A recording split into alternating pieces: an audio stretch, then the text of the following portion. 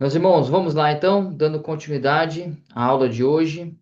Nós vamos aí para a página 279, ainda falando, né, sobre Deus e as suas e os conceitos na Bíblia, né, sobre quem Deus é.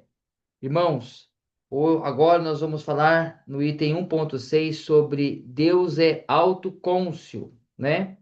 O que que é isso, né? Esse atributo, o que que é esse atributo, né? Sobre esse Deus autocônscio. O que que é autocônscio? Eu até coloquei na lousa aí, enquanto os irmãos estavam tomando uma aguinha, né? Não sei se vocês conseguem ler, mas Deus é autocônscio. O que que é? Ele tem consciência de si mesmo, né? Ó, que é essa palavra autoconsciência? O que ela significa? É ter autoconhecimento, né? Ó, ter autoconsciência, perdão, né? Ó, é ter uma autoconsciência, capacidade de reconhecer e compreender os próprios pensamentos, emoções, valores e etc, né? Então, Deus sabe quem ele é. Amém? Né? Então, resumindo aí, né, ó, sobre esse atributo, sobre essa personalidade, que o nosso Deus ele é autocônscio, né? Ele sabe quem ele é, ele tem conhecimento de si mesmo, ele tem autoconhecimento de quem ele é. Por exemplo, né, irmãos? Para a gente ter aqui estou pensando aqui, uma visão melhor sobre isso. Existem estudos que vão apontar, né, vão dizer que nós usamos bem pouco da nossa capacidade de raciocínio, não é? Vocês vão já ouvir sobre isso, não é?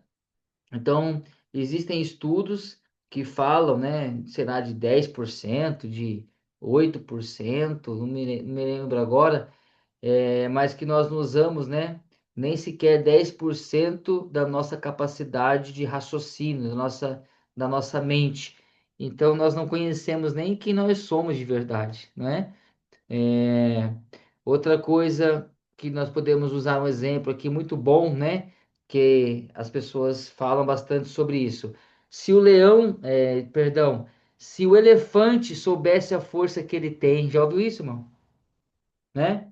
Já ouviu essa expressão, né? O elefante, ele não sabe quem ele é, né? Ele não tem consciência da força que ele tem, né? Da, da da grandeza que há na sua existência, né? Então, o nosso Deus, falando sobre Deus, agora eu usei alguns exemplos aí para a gente poder abrir um pouco a mente sobre essa palavra que não é comum de ouvirmos, né? Então, o nosso Deus, ele é autocônscio, quer dizer, ele é consciente de si mesmo, ele sabe quem ele é, né? Então, a nossa apostila aí nos dá a seguinte informação, ó. Este atributo é um sinal fundamental da personalidade de Deus. Ele conhece os seus atributos, né? Então, olha que interessante, né? Deus conhece os seus atributos, né? Ele sabe quem ele é. Então, não precisa ninguém ficar lembrando e falando sobre isso para ele, né? Ele, em relação ao homem, ele sabe que a consciência que o homem tem de si mesmo é incompleta. E o próprio homem confirma isso, não é? Quando o salmista diz: sonda-me, ó Deus, né? Em relação a Deus, a consciência que ele tem de si mesmo é perfeita e completa, né? Então, nós vemos isso na Bíblia. Vamos lá para 2 Coríntios, 1 Coríntios, melhor dizendo, capítulo 2 de 1 Coríntios,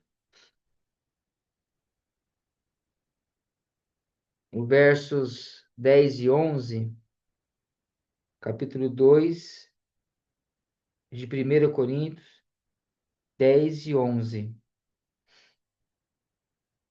Os irmãos acharam aí? Amém? A imagem tá boa pros irmãos aí? Para mim aqui tá tão estranha, irmão. Tá tranquilo? Então vamos lá. Coríntios, a 1 Coríntios 2:10 vai dizer assim, ó, Deus, porém, revelou isso a nós por meio do Espírito, porque o Espírito sonda todas as coisas, até mesmo as profundezas de Deus. Pois quem conhece as coisas do ser humano, a não ser o próprio espírito humano que nele está? Assim, ninguém conhece as coisas de Deus a não ser o Espírito de Deus. Tá vendo? É, ó. E nós não temos recebido o Espírito do mundo, e sim o Espírito que vem de Deus, para que conheçamos o que por Deus nos foi dado gratuitamente, né? Então aqui, o propósito da leitura desse texto é sobre essa verdade aqui, ó, do verso 11 aqui, ó, pois quem conhece as coisas do ser humano, a não ser o próprio espírito humano que nele está, assim ninguém conhece as coisas de Deus, a não ser o Espírito de Deus, né? Nós não conhecemos Deus na sua plenitude, mas Deus o conhece, né? Deus sabe quem ele é, né?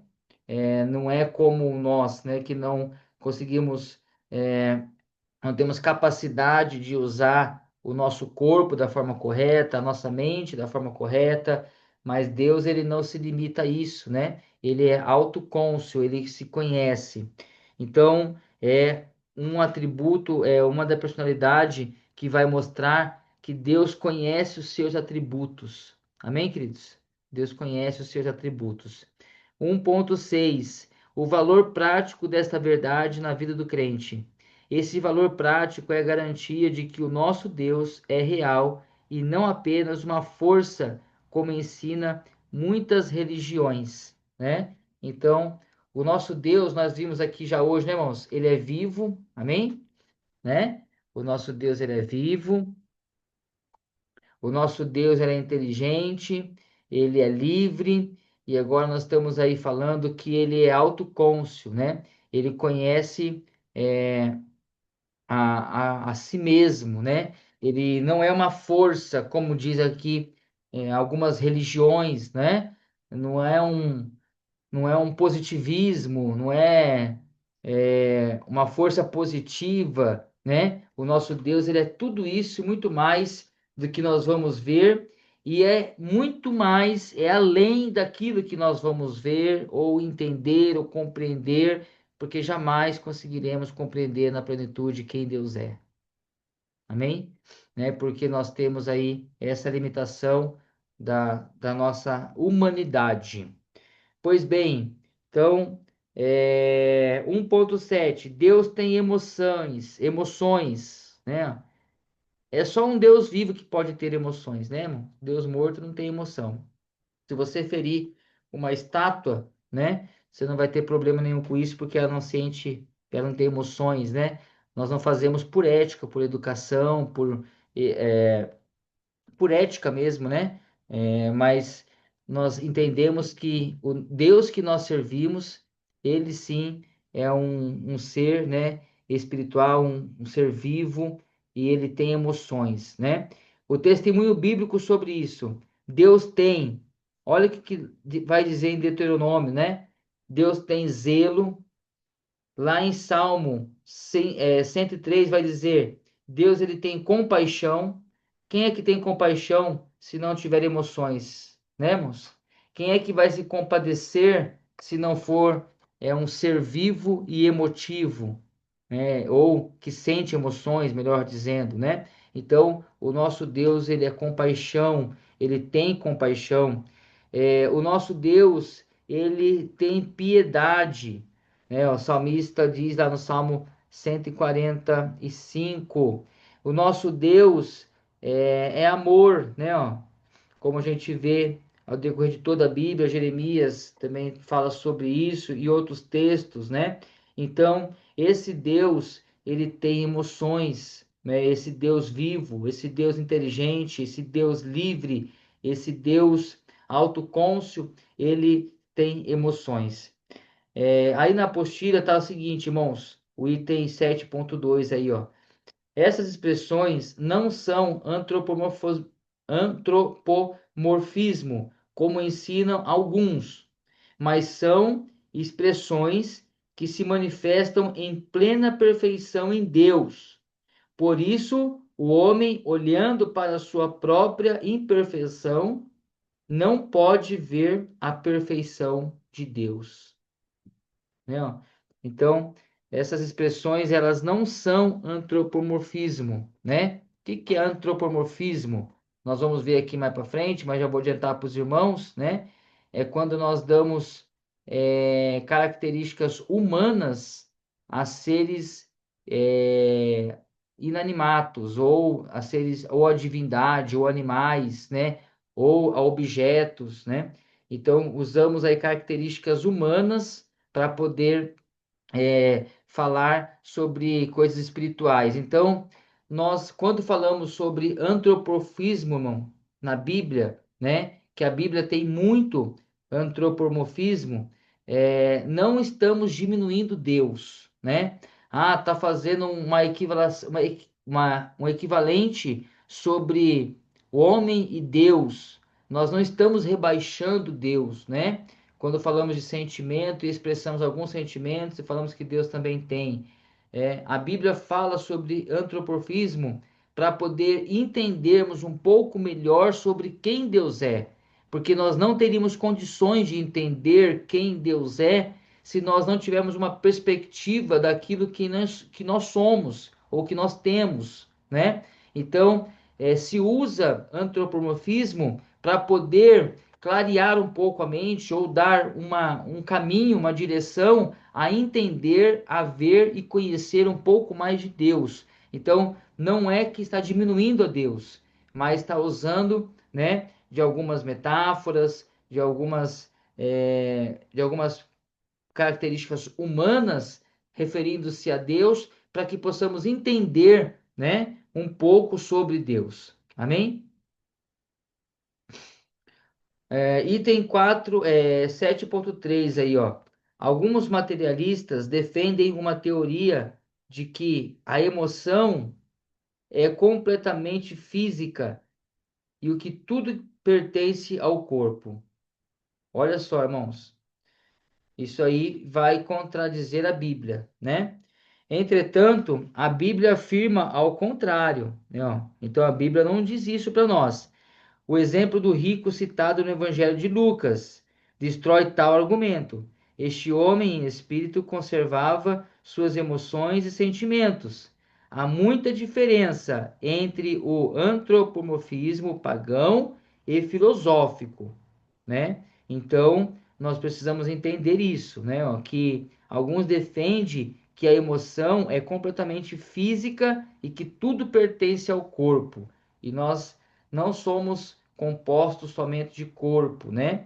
E o nosso Deus, ele não é matéria, ele é espírito. Então, nós vamos ver sobre isso, né? Ó, que Deus é espírito. Tá aí na sua apostila aí, ó, 1.8, ó. Deus é espírito. Pulando agora a página 280, nós vamos aí falar sobre o testemunho bíblico sobre esse Deus que é espírito. A Bíblia ensina sobre a ação do espírito. Marcos 2:8, em seu espírito. Nós temos muitas referências, né? O espírito do vosso Pai, lá de Mateus, o espírito assistente que intercede pelos santos, Romanos 8:27, consolação e comunhão, Filipenses 2:1, né? Ó. Então, o nosso Deus, ele é espírito, né? Ele é o nosso consolador, ele é que gera comunhão para com o homem. Deus é uma personalidade perfeita. Como podemos provar a existência do Espírito se ninguém jamais viu? Sendo Deus invisível, como podemos explicar certos fatos? Como podemos explicar certos textos, como Isaías 6, do 1 ao 6, que vai dizer, né, são manifestações parciais da sua glória, não em sua totalidade. Outros exemplos, né, que nós temos aí, Êxodo 3, Daniel 7, João 1, 32 e assim por diante, né? Então, a personalidade de Deus ela é perfeita, é contrário da nossa que é imperfeita, né? Ó, então, como é que nós vamos explicar certos fatos? Como é que nós vamos entender se Deus ele é invisível? Como é que nós vamos explicar, né? Textos como o texto de Isaías, por exemplo. Então, são coisas, irmãos, que nós nos limitamos, mas Deus, ele, autoconhecimento de si mesmo, não se limita, né? E ele sabe da sua de todos os seus atributos, de toda a sua divindade, quem não sabe somos nós. Então nós somos limitados, nós somos imperfeitos, nós temos dificuldade de entender, né, textos como esse, mas nos dá uma certa clareza ou alguma, vamos dizer assim, algum caminho para entendermos quem Deus é. Amém, queridos? Né? Nós jamais poderíamos descrever, né, ou falar sobre Deus se nós não tivéssemos a revelação do próprio Deus, né? E aonde nós temos essa revelação do próprio Deus? A palavra dele, né? Então, a palavra revela parte de quem Deus é, né? E nós vamos ganhando conhecimento a partir desta palavra revelada a cada um de nós. Então, o testemunho bíblico de que Deus é Espírito, nós temos aí por toda a Bíblia. Amém, queridos? Então, nós estamos falando aí sobre essa personalidade de Deus que é o autocônscio, né? O nosso Deus é autocônscio. Então, vamos lá, 1.8, né? Ó. Ponto 2. Por que a Bíblia fala de mãos, braços, pés, olhos, se o espírito não tem corpo? Uma boa pergunta, né? Por que a Bíblia fala sobre isso? Lembra como que começou a aula agora na segunda parte, né? Falando sobre o alto cônscio de Deus, né? E nós entramos aqui numa palavra até difícil de pronúncia, que é o antropomorfismo, né? Então nós vamos ver sobre isso, né? Nós encontramos resposta. Então, por que a Bíblia fala, né? De mãos, braços, pés, olhos, se o Espírito não tem, né? Nada mais é do que para tentar mostrar para nós quem Deus é, né? Vamos lá, ó. Essa é a maneira da revelação bíblica. Jesus usou as mesmas expressões usadas no Velho Testamento, o Antigo Testamento, e ensinou os seus discípulos que fizessem o mesmo. Há muita diferença entre antropomorfismo pagão e filosófico da literatura. E as expressões que usamos aqui em nosso relacionamento com Deus. Então nós precisamos entender que é essa antropomorfia. Antropomorfia no grego, né, ó, é antropos, que vem da palavra grega antropos, significa homem, e é uma junção da palavra morfê, né, ó, que significa forma, né, ó. Então, o homem em forma, né, o antropomorfismo. Antropomorfia é atribuir forma e atributos humanos a animais ou a divindade. Temos muita antropomorfismo na Bíblia Sagrada. Então, o que é isso, né, irmãos? É uma tentativa de mostrar quem Deus é na perspectiva de um ser caído que somos nós. Consegue entender isso, irmãos? Não. Ou tá difícil demais? Tudo bem até aqui? Não sei se estou conseguindo me expressar, né? Mas é, é sobre esse antropomorfismo, é muito interessante nós entendermos isso, né? Ó. Então, por que a Bíblia fala de mãos, braços, pés, olhos, se o espírito não tem corpo? É para nós entendermos, né? Ó, que Deus nos ajuda. É para nós entendermos, por exemplo, que Deus vai estender os braços poderosos sobre nós. Não é isso que diz a Bíblia lá no Deuteronômio e Êxodo, né? Fala, e as mãos fortes do Senhor, o braço forte do Senhor, né? Então a Bíblia fala de braço, a Bíblia fala de olho, a Bíblia fala de pés, de mãos, para que possamos então entender um pouco sobre a ação desse Deus, porque esse Deus conciso, né, autoconhecimento de si mesmo, esse Deus cônsul, melhor dizendo, né? Ele não precisa se explicar. Nós que precisamos entender ou chegar perto de saber quem Deus é. Então, esse Deus que nós não conseguimos, né, de uma forma bem superficial, imaginar, ele, além de ser, apesar de ser espírito, ou melhor, sendo espírito, não há apesar nisso, né? Mas esse Deus, sendo espírito, ele age de uma forma a qual nós possamos entender. Estende as mãos, ele está olhando, ele está falando, ele está sentindo, né? Então, esse antropomorfismo, né, que é o homem em forma de homem, é para mostrar através do que nós conhecemos o que Deus pode fazer ou o que Deus faz. Amém? Tudo bem, irmãos? Conseguiram pegar aí, né? Ó? Então, conclusão, né? Ó? Vamos lá para concluirmos essa parte aqui, ó. Conclusão. O Deus da Bíblia é pessoal, isto é um Deus vivo, inteligente, tem propósito, é ativo, é livre, autoconscio, tem emoções e é espírito. Tá entendendo, irmãos? É? Como assim que um ser que é espírito tem inteligência, emoções, propósitos, né? Então é por isso que nós usamos esse antropomorfismo. Os atributos da personalidade de Deus se constituem em uma revelação consoladora para o crente. O desvio ou modificação desta verdade transforma-se em catástrofe, dando origem ao panteísmo, politeísmo e, finalmente, à idolatria. O processo piamente intelectual produz a idolatria. O homem comum exige personalidade para os seus ídolos, seres canonizados. O homem intelectual racionaliza a idolatria. Então veja o perigo disso, né, irmãos?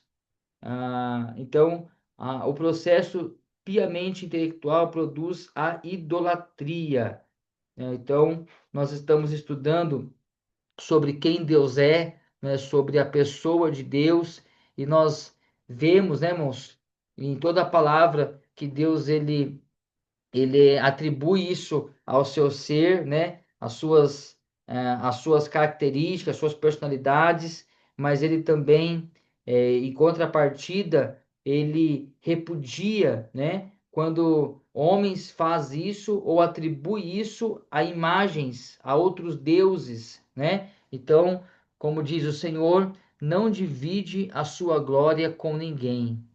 Amém? Né? Porque não há como dividir a glória, não há ninguém como nosso Deus, né? Ele é único, ele é soberano, ele é autoexistente, ele é consciente de si mesmo, né? Ele é inteligente, ele é vivo, como nós vimos tudo isso aqui hoje. Então, irmãos, o que que nós estamos vendo, né? Nós estamos estudando sobre Deus, né? Sobre a pessoa da primeira Trindade, né? Sobre a pessoa de Deus. E estudar sobre Deus, irmãos, nunca foi fácil e nunca será, né?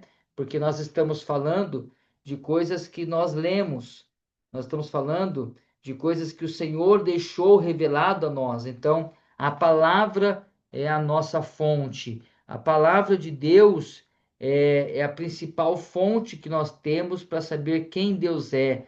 A palavra de Deus é a maior revelação, né, sobre a pessoa de Deus. Então, quando nós olhamos para a palavra, nós conseguimos entender um pouco sobre Deus naquilo que nos cabe, naquilo que nos limita, né? Mas nós, olhando para Cristo, nós vemos uma grande, ou ápice da revelação da pessoa de Deus. Deus é amor, Deus é salvador, Deus é soberano, Deus é eterno, não é? Deus, ele é transcendente, ele é, né, tudo isso que nós vamos ver um pouco ainda ao decorrer desta matéria. Amém, queridos? Tudo bem até aqui? Muitos cansados ou não? Dá para continuar mais um pouco? Sexta-feira, né? Não é fácil, né, irmãos? Sexta-feira, quase 10 horas da noite. Vale a pena o sacrifício, né? Vale a pena a gente estudar um pouco a palavra de Deus. E agora nós vamos entrar aí sobre a doutrina da unidade de Deus, né? A doutrina sobre a unidade de Deus. Então, irmãos, nós já falamos bastante coisa aqui sobre isso, né? Nós até adiantamos algumas coisas, porque Deus, ele é único. Não há outro Deus como o nosso, né? Então, isso aqui é uma doutrina, isso aqui é um ensinamento, né? Nós precisamos entender isso. O nosso Deus não é o mais forte. O nosso Deus não é o mais bonitão, né? O nosso Deus não é, só ele é isso. Só ele é maravilhoso, só ele é lindo, só ele é forte, porque não existe outro Deus, né? Existem deuses com D minúsculo criado por homens, né? E o diabo, né, o inimigo, o espírito maligno, usa dessas falhas humanas para poder confundir, para poder trazer aí confusão e no meio do povo. Mas não existe outro Deus, né? Então existe uma doutrina para isso. Então tá aí na apostila, no item 200, na página 281, o item 2 do nosso estudo, a doutrina da unidade de Deus. Então, Deus, ele é único, né? Você precisa entender isso, né? Estudante de teologia tem que ter isso muito claro na sua mente, né? Deus é único, né? Ouve, pois, Israel, o Senhor nosso Deus é o único Senhor, né, ó, o chamar aqui, ó, de Israel, né, ó, esse verso é o verso que eles levam, né, na testa, no braço, escreve nos umbrais da porta, para que todos saibam que não existe Deus, outros deuses, né? Ah, eu estou agora servindo o Deus maior. Ah, agora eu estou num Deus médio. Não, não existe, né, irmãos? O nosso Deus, ele é único, não há outro como ele. Existem deuses criados por homens que dão início à idolatria, a paganismo e tantas outras coisas que nós vamos ver aqui ainda dentro dessa matéria. Amém? Então, essa atribuição, ou melhor dizendo, essa doutrina, ela é uma doutrina que precisa ser estudada para entendermos que Deus é único. Então, a sua apostila aí, ó, vai dizer, ó, a importância da unidade de Deus está nas obras milagrosas e nas predições das profecias. A soma dos atributos de Deus nos dá uma ideia da sua unidade. Deus se manifesta de diferentes maneiras da sua existência. E aí temos textos, né? Vários textos para conferir. Então confira isso depois, tá, irmãos? Ó, abre a sua Bíblia, vai abrindo nesses textos aí para você poder ter um pouco mais de conhecimento sobre o que nós estamos falando. O fato dele ser único Deus não nega sua revelação e manifestação das três pessoas da Trindade, pois é na Trindade que Deus revela plenamente a sua unidade, sendo três pessoas em uma mesma essência, conforme estudaremos mais à frente. Então não vou falar sobre isso porque nós vamos ter uma matéria só para isso, que é a Trindade, né? Mas Deus é único e isso não faz, né? Ou não diminui ou não confronta com a Trindade. Nós vamos ver o porquê depois lá para frente, né? Que esse Deus unitrino, né? Ele é único e é trino, é triuno, né? Perdão, a palavra correta é o Deus triuno. Atributos da grandeza de Deus, item 3. Deus é autoexistente, né? Nós iniciamos a aula também falando sobre a autoexistência de Deus, né? Ó, então, Deus ele é autoexistente. Ninguém criou Deus, né? Deus, ele é autoexistente.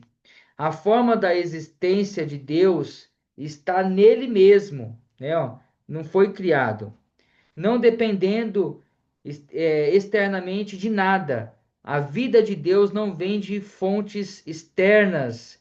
Se o universo não existisse, existisse criaturas, em nada afetaria sua existência. Deus, devemos lembrar sempre que nele, né, ou ele, as criaturas vivem, morrem, vivem e existem, como diz lá Atos 17:28. É um segredo que não podemos explicar. Ele existe e existirá para sempre. Acredito que quando estivermos na glória, podemos saber mais, né? Com mais precisão acerca desse detalhe da sua existência. Quem é que vai explicar a autoexistência de Deus, irmãos? Não é? Como eu já disse aqui, isso é algo que eu acredito, né? Daniel, tá? Eu acredito que nós vamos nos conhecer a Deus ao decorrer da eternidade. Amém? De tão grande que Ele é, se é que um dia, mesmo tendo o corpo transformado em glória, nós teremos compreensão da plenitude de Deus. Então, Deus, primeiramente aqui, ó, nesse atributo, esse atributo é um atributo comunicável ou não? Deus autoexistente. Ele ele comunica esse atributo com alguém? Não, né? Só ele que é autoexistente. Tudo foi criado a partir dele. Amém, queridos? Né? João 1, leia lá depois, né? Deus é eterno. Então, evidências bíblicas de que Deus é eterno. O Senhor Deus, Gênesis 21. O Deus eterno, Deuteronômio. O Senhor permanece para sempre. O salmista vai dizer sobre isso. Eterno poder, Rei dos séculos, ao que vive para sempre, pelos séculos dos séculos. Como diz João lá em Apocalipse. A existência de Deus não pode ser medida ou avaliada pelo tempo. Deus está acima do tempo, né? Ó. Então, como ele é autoexistente, como ele é eterno, como ele é grande, ele está acima do tempo, né? Nunca houve tempo que ele não existisse, né? O tempo foi criado a partir de Deus, né? Então, não houve nenhum momento, né? Em toda nem é história, eu posso dizer, né? Porque a história é a partir do homem, né? Mas em todo ser de Deus não houve tempo, né? Porque ele é autoexistente, ele não está limitado ao tempo, não existe, nunca houve tempo em que ele não existisse, né? Ó, em toda a sua plenitude. Ele estabeleceu o tempo, passado, presente e futuro. Então, quem criou o tempo, passado, presente e futuro foi Deus.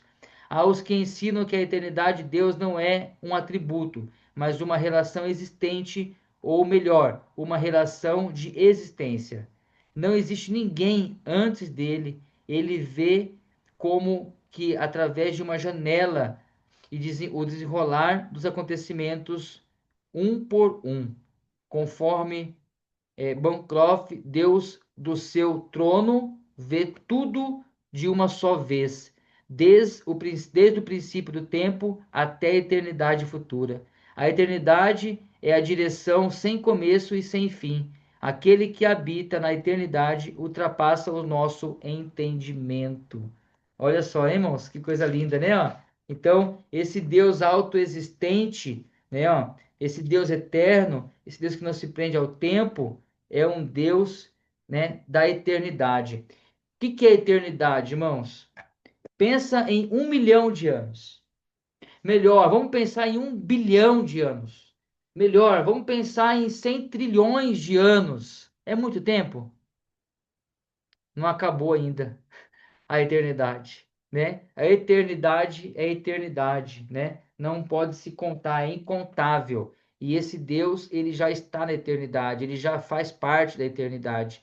Essa sua autoexistência desse Deus autoexistente a qual nós estamos estudando. Amém, meus queridos? O vídeo tá para derrubar, tá bom? Eu vou só ler aqui o item 3.2. Se o vídeo acabar, sintam-se abraçados por mim e nos vemos aí na terça-feira, em nome de Jesus, se assim Deus permitir, tá bom? Estudem, leem bastante, a matéria maravilhosa, gostosa aí para a gente caminhar, a gente se empolga, né? Dá vontade de ficar aqui até meia-noite falando sobre isso, né, irmãos?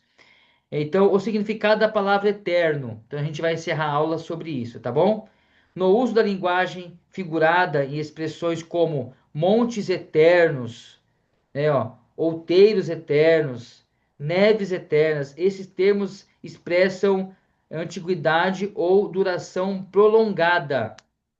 Em sentido limitado, refere-se à existência de seres que tiveram princípio, mas não terão fim, tais como os anjos, as almas humanas envolvidas na advertência do castigo eterno.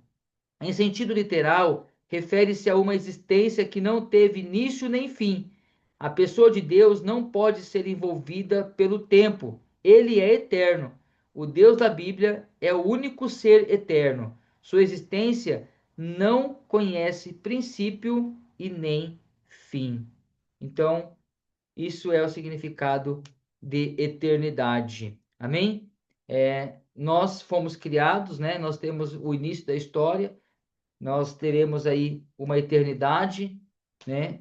Com Deus, alguns infelizmente sem Deus, mas esse Deus existente, autoexistente, ele não tem conhecimento, né? Ou quer dizer, a sua existência não conhece princípio e nem fim, porque ele é autoexistente, ele é o Deus que já está na eternidade, ele é eterno, um Deus eterno. Amém, queridos? Então, esse aí é um atributo de Deus, um atributo incomunicável de Deus. E na próxima aula, na terça-feira, nós vamos então para o Deus imutável. Então, na próxima aula nós vamos ver sobre isso, né? Na terça-feira, Deus quiser, nós entramos aí no item 3.3, falando sobre o Deus imutável. Tá certo, meus queridos? Espero poder ter conseguido passar para os irmãos, né? Tudo que a gente o propósito dessa noite. Que Deus abençoe vocês. Tenham um ótimo final de semana, um culto abençoado, né? De cultos aí de final de semana abençoado. Que o Senhor dê sabedoria, graça para nossos estudos, para nossas vidas, para tudo aquilo que nós estamos vendo e ouvindo no decorrer desse curso. Amém? Amém, pastor. Tá tranquilo? Os irmãos estão conseguindo pegar? Tá muito cansativo? Tranquilo. Tá bem, tá tranquilo. Tá bom nesse formato? Sim, tranquilo. Então tá bom. Se prepare aí que na reunião do dia 6 de dezembro nós vamos ter prova, hein? Vão estudando aí, nós vamos ter duas ou até três provas aí em dezembro. Vamos ter que aproveitar o nosso encontro de dezembro aí e fazer um provão aí, né?